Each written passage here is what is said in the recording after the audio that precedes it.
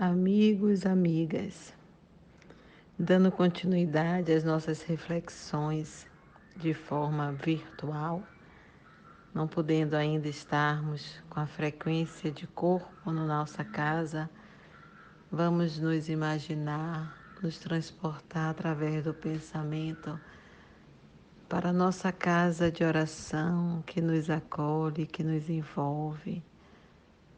E vamos conectar os protetores aos amigos espirituais responsáveis pela ação doutrinária da nossa casa e podermos refletir um pouco sobre a mensagem do nosso Mestre, inspirando a cada um de nós no entendimento, na compreensão, fazendo ressonância no nosso ser, para que possamos nos tornarmos melhores através da tua mensagem. Hoje refletiremos sobre a razão da dor, abordando a mensagem ditada pelo Espírito Neo Lúcio por Francisco Cândido Xavier no livro Jesus no Lar. Contar que Raquel, antiga servidora da residência de Cusa, ergueu a voz para indagar do mestre por que motivo da dor se convertia em aflição nos caminhos do mundo. Não era o homem criação de Deus? Não dispõe a criatura do abençoado concurso dos anjos? Não vela o céu sobre os destinos da humanidade? Jesus fitou na interlocutora um olhar firme e considerou. A razão da dor humana procede da proteção divina. Os povos são famílias de Deus que, à maneira de grandes rebanhos, são chamados ao aprisco do alto. A terra é o caminho. A luta que ensina e edifica é a marcha. O sofrimento é sempre o aguilhão que desperta as ovelhas distraídas à margem da senda verdadeira. Aí, vamos dar uma parada nesta primeira resposta, ensinamento do Mestre, neste diálogo com Raquel e os demais presentes. Quando nós vamos para Gênesis, no capítulo 3, o bem e o mal encontramos. Tendo o homem que progredir, os males a que se acha exposto são um estimulante para o exercício da sua inteligência, de todas as suas faculdades físicas e morais, incitando-os a procurar os meios de evitá-los. A dor é o aguilhão que o impele para a frente na senda do progresso. Faz-se necessário sofrermos para que haja então o progresso. E como nós sabemos, o progresso é uma lei divina. Assim como lógica que é, uma semente jamais brotará em planta se não romper o revestimento duro dela própria. O mesmo acontece com o casulo. Precisa lutar para rasgar e sair da cápsula, tornando-se assim uma bela borboleta. E do pinto, para transpor o ovo para verdadeiramente nascer ao mundo. Tudo isso, todos esses processos da borboleta, do pinto, tudo que nós citamos da planta através da semente, tudo isso lembra um sofrimento. Na verdade, Deus, que é todo amor, que nos criou para a felicidade, continua trazendo a nós a felicidade. Mas cabe a cada um de nós, possuidores de inteligência evolutiva, com a essência divina, possuidores do livre-arbítrio, rasgar o revestimento da nossa semente, a proteção dura do nosso ovo, o revestimento do nosso casulo, do nosso ser. Faz-se necessário sairmos da inércia, sair da zona de conforto e aprender a construir o nosso caminho. A rota é bem definida, a nossa verdadeira felicidade. Esta é a nossa rota. E o critério de justiça e igualdade está determinado desde o início, pelas leis divinas e instalada na nossa consciência. Mas nós constantemente saímos por opção nossa da rota segura. Saímos ou nos retardamos no caminho, negligenciamos, nos equivocamos, e aí a necessidade da dor, que surge sempre como consequência de um desequilíbrio causado por esse descumprimento dessas leis.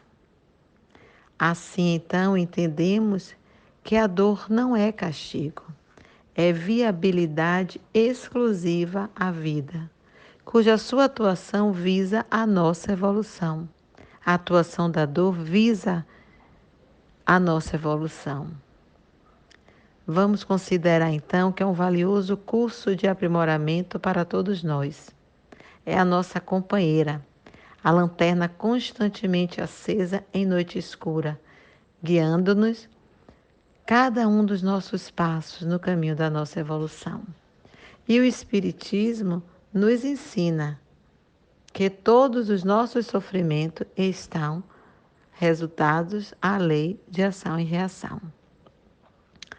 Kardec já nos traz, através dos Espíritos, no Evangelho segundo o Espiritismo, no capítulo 5, ele trata do problema das aflições, mostrando-nos a sua justiça. Fala-nos das causas atuais e anteriores das nossas aflições, do suicídio, do bem e do mal sofrer, da perda de pessoas amadas, dos tormentos voluntários, esclarecendo sempre de forma raciocinada, lógica, que sou eu a causadora de todos os meus problemas, de todos os meus próprios infortúnios, e que cada dor bem vivida apagam as minhas próprias faltas e me purifica para que eu continue a caminhada evolutiva. Cada dor é um remédio que limpa as chagas e cura o doente. E quanto mais grave é o equívoco realizado, mais enérgico será esse remédio. Convido a todos um estudo mais profundo deste capítulo, o capítulo 5 do Evangelho segundo o Espiritismo, pois vamos aprender que Deus, inteligência suprema e causa primária de todas as coisas, deixa sempre uma porta aberta ao arrependimento e ao ressarcimento da falta cometida. E entenderemos que toda a nossa colheita é e sempre será o resultado do nosso plantio. Eu planto, eu colho. O jugo será leve desde que comecemos a obedecer às suas leis.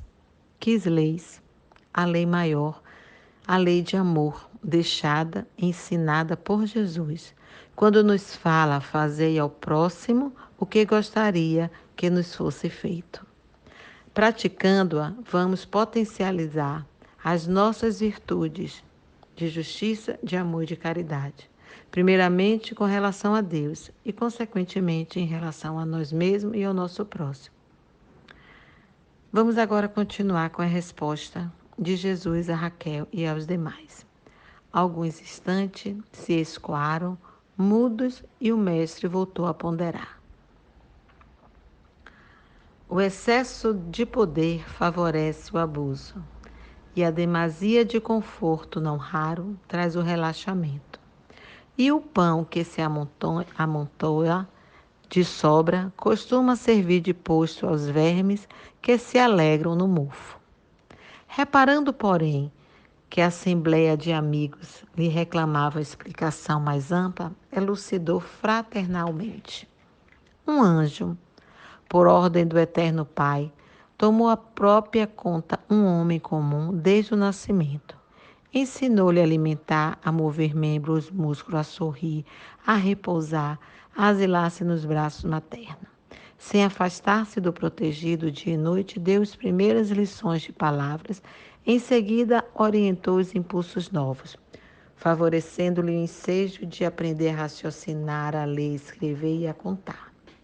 Afastava-o hora a hora de influências perniciosas, de espíritos infelizes que o arrebatariam, por certo para o sorvedouro da morte, soprando-lhe o pensamento ideias iluminadas aos clarões do infinito bem.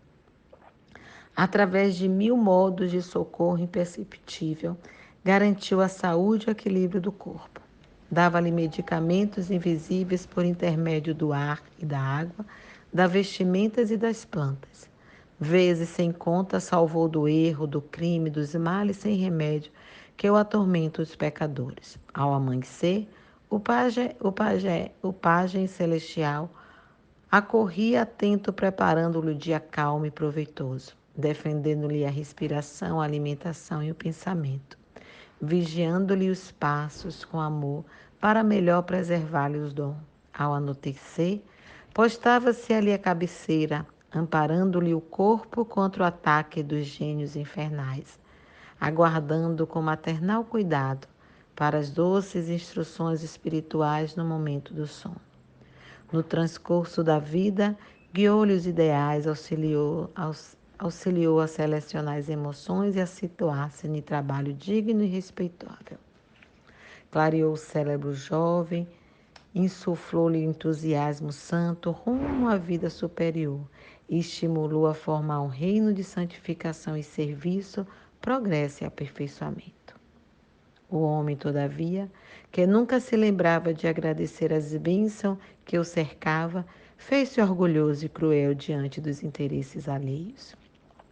Ele que retinha tamanhas graças do céu, jamais se animou a estendê-las na terra e passou simplesmente a humilhar os outros com a glória de que fora revestido por seu devotado e invisível benfeitor.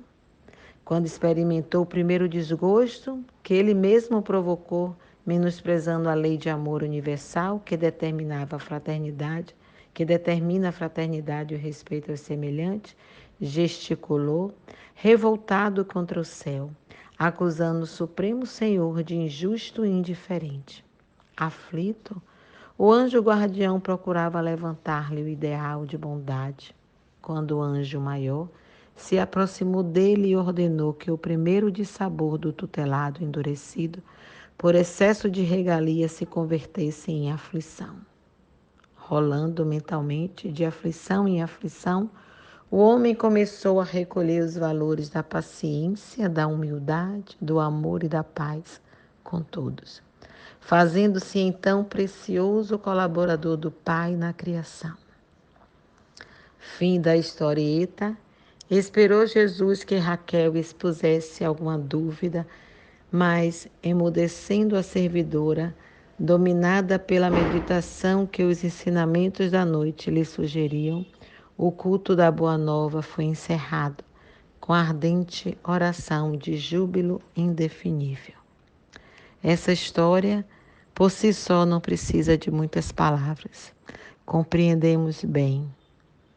Podemos assim dizer que a mensagem do Mestre, todos nós temos e dispomos primeiro nessa mensagem, ele deixa claro que todos nós dispomos e temos de um protetor, além dos nossos amigos, benfeitores, familiares, a todos os instantes do nosso lado, fazendo-se presente através da inspiração e aguçando a nossa intuição.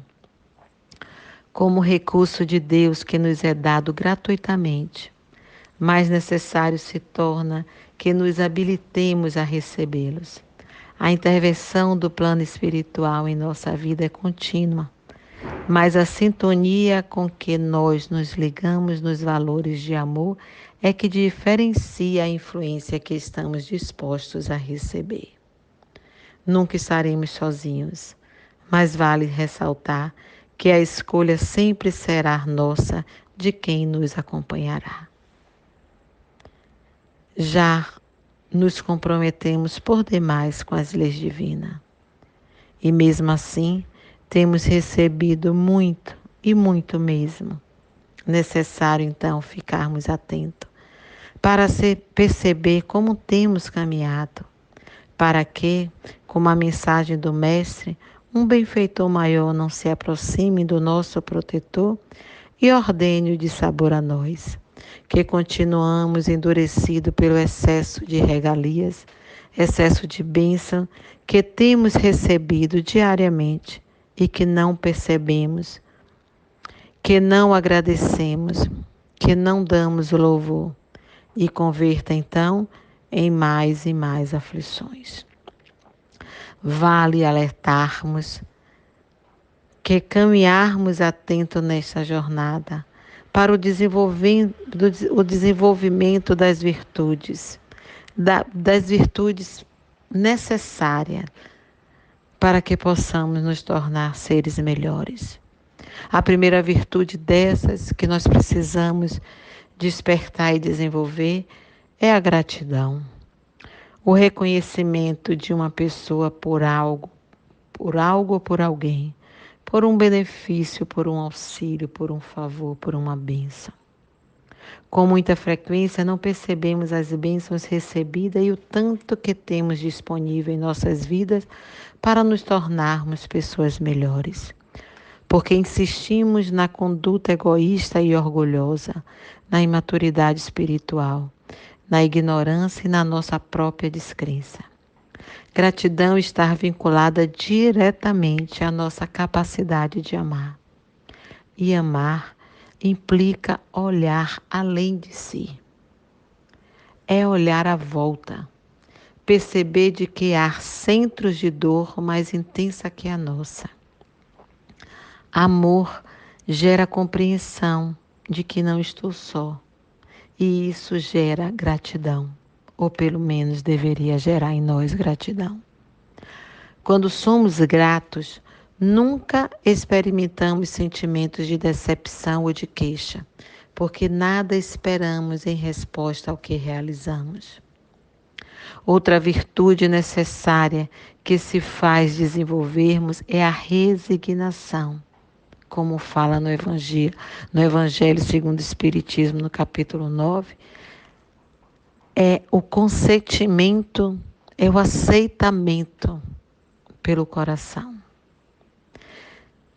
Temos recebido muito e quando algo sai do nosso eixo, da nossa vontade, assumimos atitudes revoltadas, gerando assim atitudes negativas frente ao sofrimento, levando frustração. E outras vezes atitudes de passividade, que nada produzimos diante do sofrimento, gerando assim estagnação. Todos esses comportamentos só fazem produzir doenças de diversas vertentes, tanto para o nosso corpo como para a nossa mente, para o nosso espírito, como a depressão, o câncer e tantas outras doenças. Necessário se faz sermos resignados, produzir atitudes positivas, usar o sofrimento como ferramenta para o nosso progresso, que embora sentindo dor, podemos buscar a felicidade. Eis a verdadeira resignação ensinada pelo Mestre na oração do Pai Nosso. Senhor, seja feita a sua vontade. E para que eu possa vivenciar isto, Senhor, seja feita a vossa vontade, eu desenvolvo uma outra virtude, que é a verdadeira fé. Eu só posso buscar a resignação quando eu verdadeiramente vivenciar a fé. A fé nas minhas forças, nas minhas potencialidades, na minha capacidade. E mesmo eu me achando perdido e me achando que eu não tenho essa potencialidade, eu tenho que fortalecer a minha fé perante Deus. Acreditar que tem um ser maior, um Criador, que é o meu Pai e que a mim cuida e me zela. E aí eu fortaleço a minha fé, a minha confiança na lei da reencarnação. Na minha fé, na minha confiança na vida futura e da certeza que chegarei lá. Mas não necessário se faz apenas eu vivenciar e fortalecer a minha fé. Porque eu posso trabalhar a minha fé através da minha confiança e através da oração que me liga ao Pai. Mas eu preciso também fazer um trabalho e, através da ação, da atitude, buscar a superação, que é um esforço contínuo de transformação da minha capacidade de me auto-iluminar. Quando eu exerço a fé, naturalmente, eu começo a praticar o que Jesus na história fala do que o que ele conseguiu através das aflições trabalhar. A paciência é a humildade. Exercendo a fé, eu estou exercitando a paciência. A paciência é a virtude de manter a calma diante da adversidade e nos momentos de necessidade. É importante destacar que é diferente da passividade frente à dor.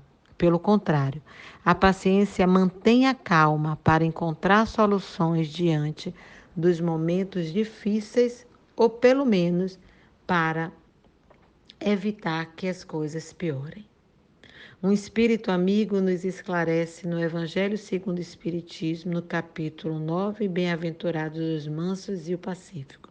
No item 7, nos fala que a dor é uma bênção de Deus, que Deus envia aos seus eleitos. Não vos aflijas, portanto, quando sofredes, mas, pelo contrário, bendizei a Deus Todo-Poderoso, que vos marcou com a dor neste mundo para a glória do céu, no céu. Sede paciente, pois a paciência é também caridade, e deves praticar a lei de caridade ensinada pelo Cristo, enviado de Deus. A caridade, que consiste em dar esmola aos pobres, é a mais fácil de todas.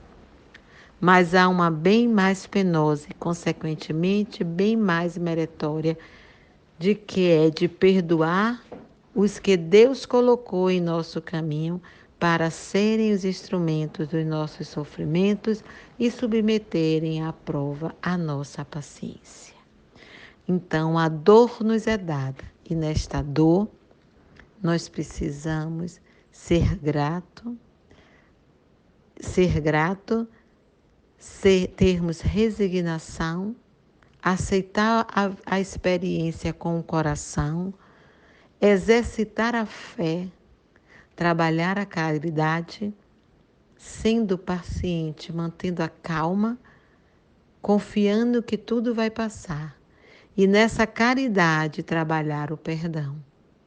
Porque eu preciso compreender o que foi que houve. Quando eu começo a exercitar o perdão, eu me liberto. O meu sofrimento foi causado por alguém, eu me liberto e eu permito quebrar elos de ódio, de mágoa, pendências que nos acorrentam por séculos e séculos com os nossos irmãos. Então, nós precisamos dar um passo muito maior a cada situação de dor que nós vivenciamos. Por traição, por mágoa, por vários tipos de dor que possamos vivenciar. Só vivencia o perdão quem é humilde em reconhecer que também comete erros e que em algum momento precisará ser perdoado. Só vivencia o perdão aquele que entende que o outro também é falível, como eu sou falível. E eu reconheço que eu poderia agir de forma muito mais equivocada se eu estivesse na situação igual do que o outro cometeu comigo. Vivenciar o perdão é reconhecer a legitimidade da paternidade divina. Eu acreditar que eu sou filha de Deus, que o outro também é, e que haverá uma justiça sábia que me ensinará o que eu preciso aprender. Só vivencia o perdão quem desfruta da verdadeira fé. A fé que confia que existe uma lei de causa e efeito e que tudo, nada é por acaso e tudo acontece com o consentimento do Pai. Faz-se necessário vivenciar algo porque algo lá atrás eu me equivoquei. Essa dor que eu vivo hoje é resultado de uma ação minha equivocada. Então eu preciso vivenciar esse perdão, porque eu tenho certeza da vida futura. Porque eu acredito na imortalidade da minha alma e eu quero amanhã não sofrer como eu sofri hoje. Atenção, muita atenção. A virtude da paciência e da humildade, como aborda o Mestre na sua mensagem, nos remete a agir como homem de bem, como Kardec nos inspira. Diante das dores e das decepções, preciso proceder reconhecendo as provas e as expiações e aceitar sem murmurar. Diante dos meus beneficiários, não esperar recompensa. Diante da necessidade do próximo, prestar o serviço. Diante das diferenças de raças, de crenças, ver todos diante das desigualdades que o outro tem para comigo e que eu tenho para com o outro, ver todos como irmão, todos os homens que habitam o nosso planeta e que estão ao meu lado como meu próximo.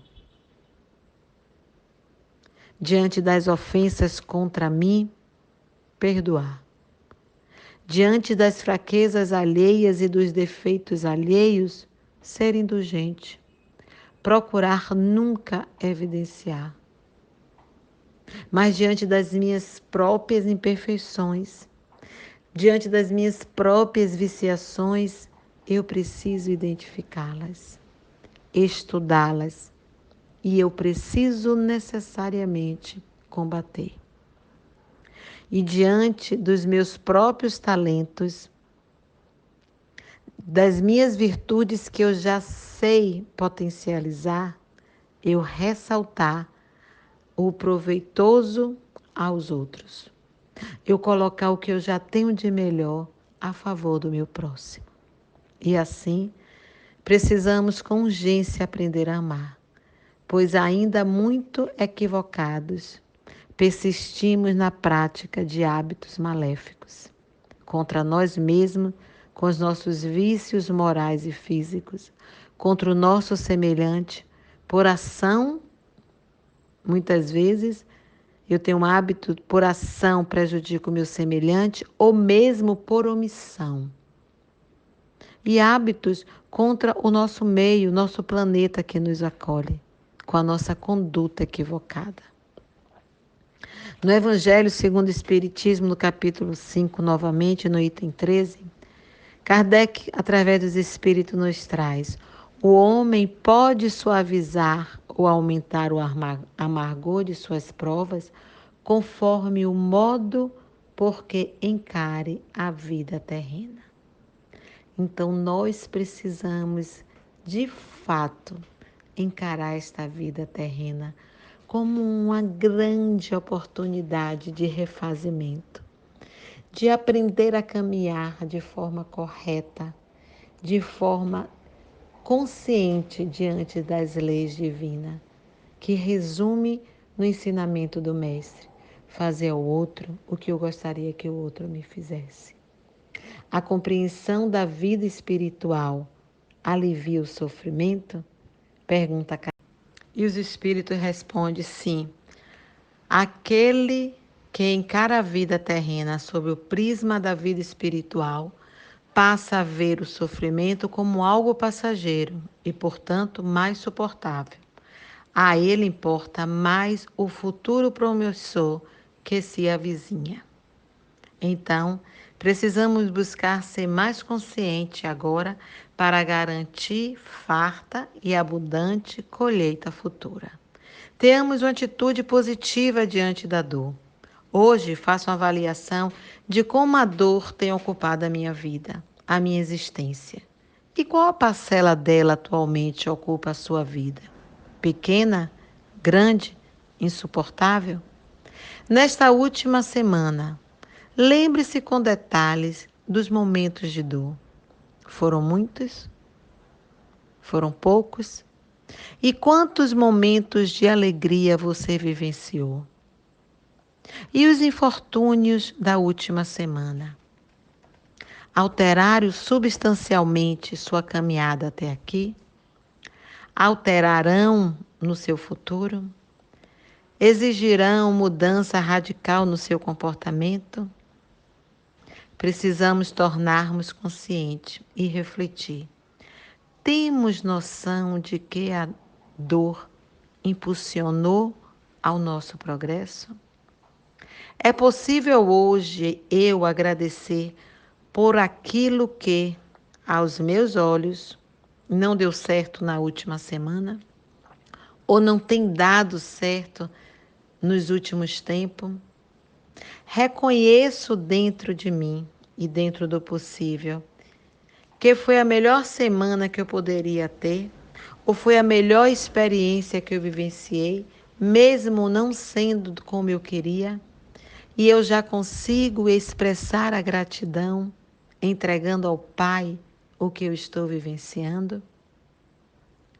Convido a cada um de nós fazermos este exercício diário, reconhecendo a nossa dor, entendendo a necessidade e extraindo a sua melhor essência. E aí, hoje eu caminhando minha pedalada diária e pensando nesse tema, eu vi na passagem e percebi um cacto e pego o exemplo do cacto para finalizar a nossa reflexão. Quando eu passei um cacto imenso e lá tinha uma flor bela amarela. A flor era linda, mas o contexto geral da cena que eu vi me fez pensar. O cacto estava no cenário de uma terra seca, era puro areal, mas ele emergiu a sua melhor versão. Com toda a diversidade do clima, do terreno, ele rasgou a terra, ele cresceu, produziu e deu uma linda flor, a sua melhor versão.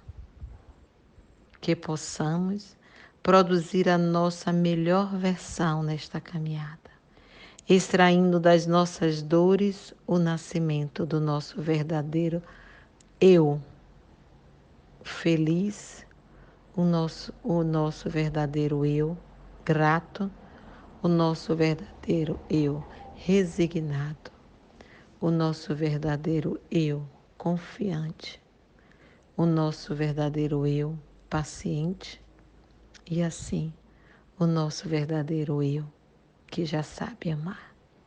Que as bênçãos do Pai possam nos inspirar, possam nos envolver, trazendo cada dia mais a lucidez que precisamos ser melhores a cada dia. Obrigado pelo momento de reflexão. Gratidão.